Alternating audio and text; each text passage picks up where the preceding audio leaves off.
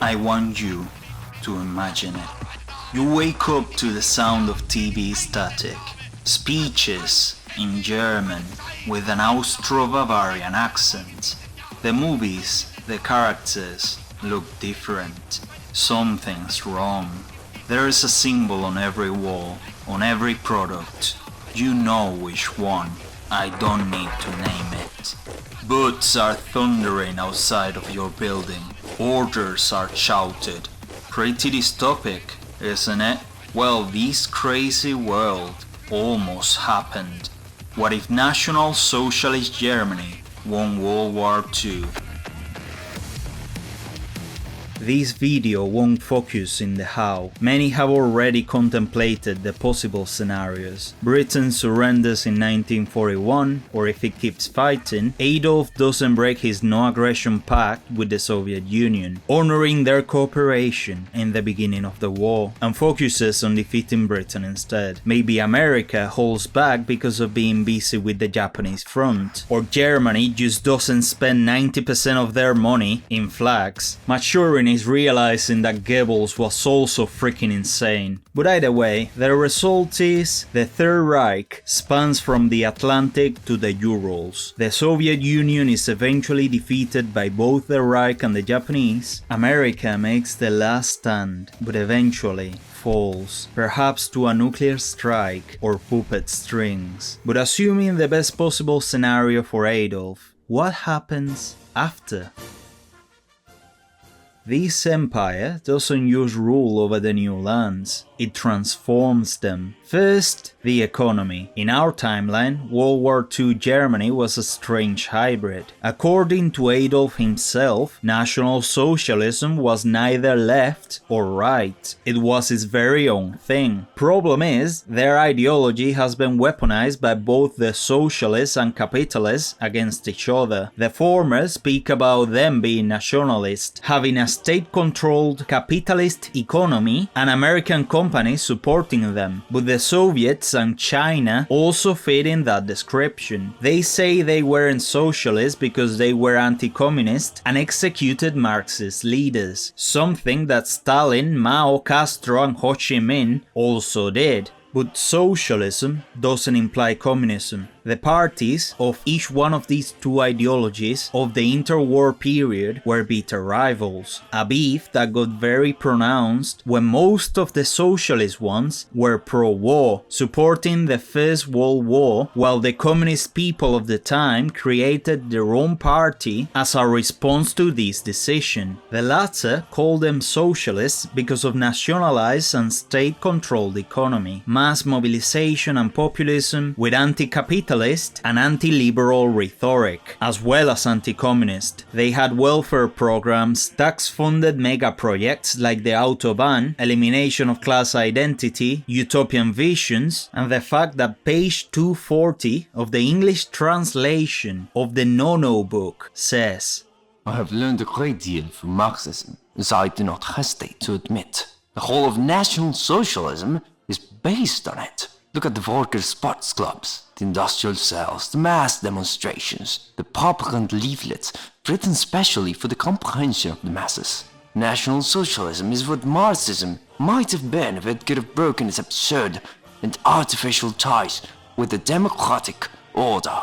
So Adolf himself textually stated that his ideology was what Marxism was in practice minus the fake democracy. But all of this is just half of the picture. Adolf was saying the truth. It was neither left nor right. Anyway, if the MF won, we will get that in a mass scale. Militarized capitalism dominated by state direction, raw corporatism, and enraging racism. Jewish businesses get abolished. Even German businesses get expropriated as the state sees fit, something that Adolf did occasionally. But the heart of this transformation beats in the East. Here, Adolf unleashes Generalplan Ost, a policy of colonization on a scale the world has never seen. The Slavs are pushed aside, enslaved or cleansed. German farmers resettle the lands. Resistance is crushed before it can organize. What had once been Poland, Belarus, and Ukraine becomes the breadbasket and factory of the Reich, fueled by slave labor and held together by fear. The Holocaust continues, not in secret, but now as an institutional policy on a transnational scale. Industrial assets in Poland, Ukraine, and the Baltics are nationalized and given to German firms or SS-run conglomerates. Entire countries are turned into zones of extraction. Ukrainian wheat and Siberian oil flow westward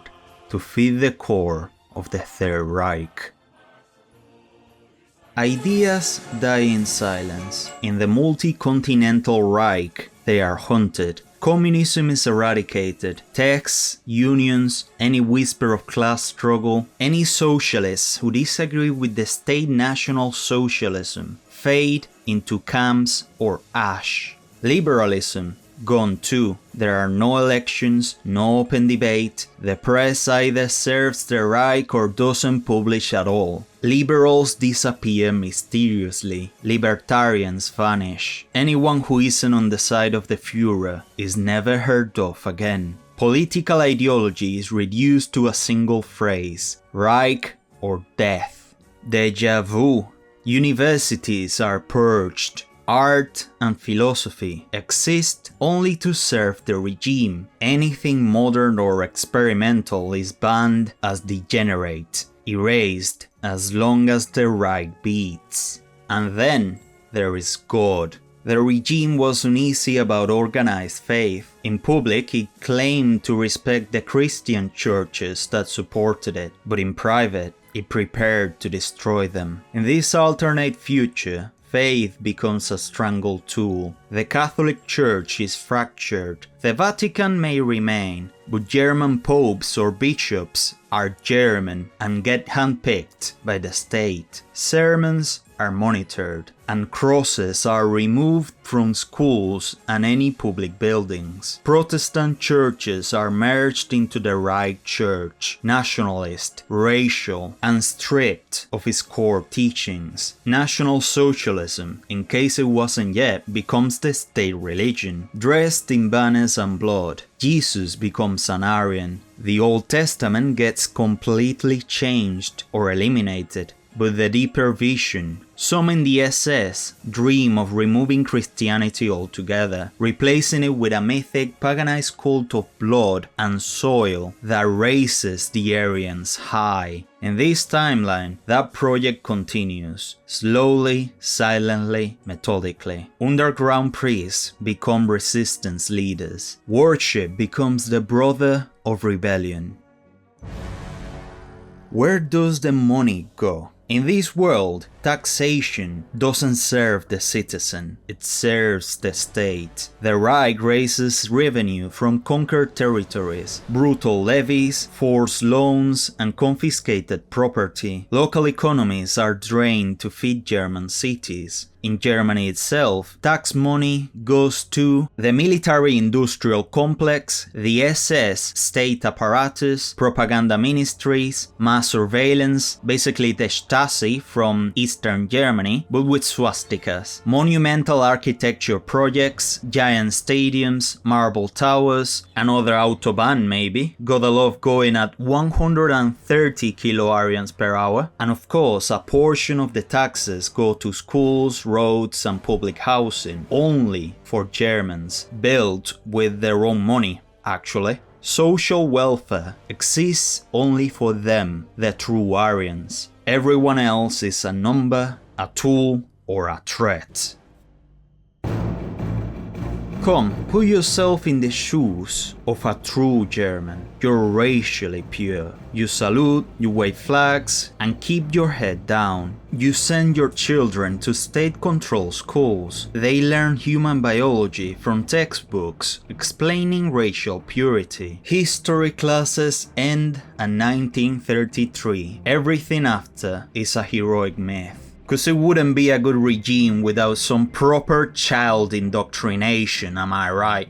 Your taxes are high and they are used as the state pleases. The prices of food and many primary necessities are also quite high because the taxes of the people that make them are really high. You want to open a business, by the way? Well, you'll need a certificate of ideological loyalty. You want to immigrate? Ain't gonna happen. You want to speak out? Then say goodbye to your family as well. You're a woman, you're nothing but a tool that belongs to Kinder, Kutsche, Kirche, children, kitchen, and the Aryan Church. Now imagine you're Polish, or Jewish, Roma, black, a political exile, maybe even a Latin American like me. There is no need to imagine much. You're either dead or in a labor camp, working for the Reich until your body breaks. Whoever you are, I hope you can find a slice of happiness in that world, in a very real future that almost happened. But nothing is truly eternal, now is it? Adolf dies around 1970, if not before, being followed by, I don't know, Himmler, whoever the heck this is, some handsome German actor, whatever. After mere months, the cost of empire bleeds the machine. Eastern Europe rebels. Guerrillas operate in the forests. In France and Italy, underground cells reawaken. Through the 70s, North America begins to push back. Technology leaks through borders, so do books and music. Rock and roll gets banned, but punk spreads like fire. In Germany's own cities, young Aryans question the myths they were fed. They look at the silence of their parents and feel only shame. They start seeing the other ethnicities as exotic and interesting, rather than inferior. The system grows paranoid, repression increases against nations, religions, its own people, and so do the cracks. In the 80s, even the Germans rebel against an inefficient and tyrannical government. The surviving Jews, Slavs, Roma, Christians, maybe even Muslims, organize against sectors of the domain. Through the 90s, important territories of the empire are lost, and when Germany itself faces inner rebellions, it burns like paper. By 2005, the Third Reich is officially dissolved. The legacy of Adolf becomes a shameful failure. To bring this idea to life, I use footage from the Wolfenstein reboots. These games don't just imagine Adolf's victory, they build a whole world around it with eerie detail. American cities draped in demonetizable flags, propaganda echoing across once free lands, the Beatles singing in German, cause why not, and worse. This artistic universe is not a glorification, but a warning. And here are more art pieces depicting this timeline. The movies Fatherland, It Happened Here, and Resistance, The Chose, The Man in the High Castle, SS Great Britain, and The Plot Against America, and some others I'll put on the screen.